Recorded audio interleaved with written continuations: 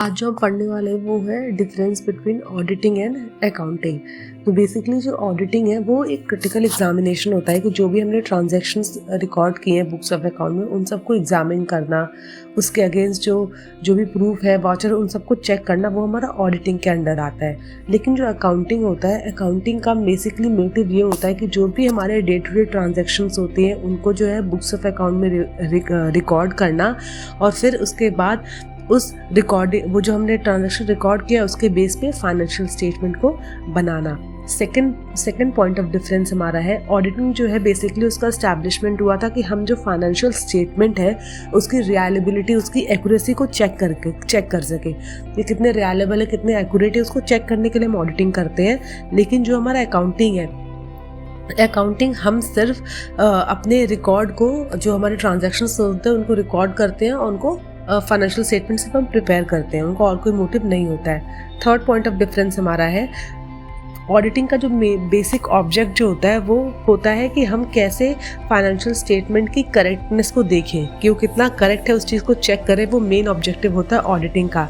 लेकिन अकाउंटिंग का जो मेन ऑब्जेक्टिव होता है वो ये होता है कि हम कैसे जो भी हमारे ट्रेडिंग रिजल्ट है उसको कैसे असरटेन कर सकते हैं, वो हमारा मेन ऑब्जेक्टिव होता है। फोर्थ पॉइंट ऑफ डिफरेंस है कि जो ऑडिटिंग होता है वो वहाँ से शुरू होता है जहाँ से हम अकाउंटिंग ख़त्म हो जाती है। जहाँ पे अकाउंटिंग का एंड होता है वहाँ से हम ऑडिटिंग शुरू करते हैं कि जहाँ पे अकाउंटिंग एंड होगा उसके बाद ही हम उस चीज़ को दोबारा चेक करेंगे। लेकिन जो हमारा अकाउंटिंग है वो हमारा वहाँ से शुरू होता है जहाँ से हमारा बुक कीपिंग एंड होता है।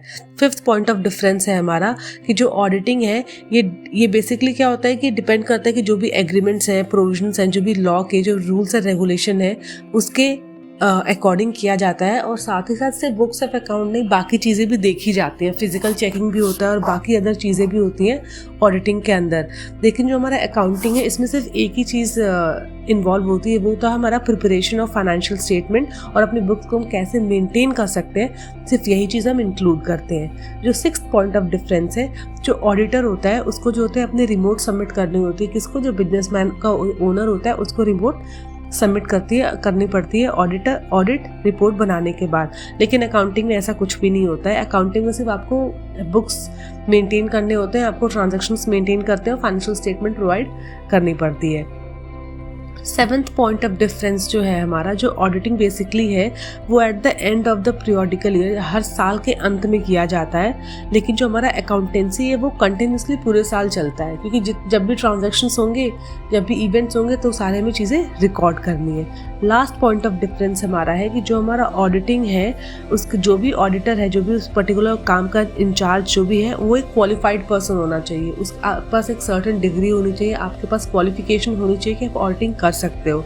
लेकिन जो अकाउंटिंग में जो अकाउंटेंट जो काम करता है उसके लिए कोई स्पेसिफिक आपको प्रोफेशन या कोई स्पेसिफिक डिग्री नहीं चाहिए होती, आपको बस वो पर्टिकुलर काम आना चाहिए। तो ये है जो है हमने आज जो है पढ़ा है वो है difference between auditing and accounting.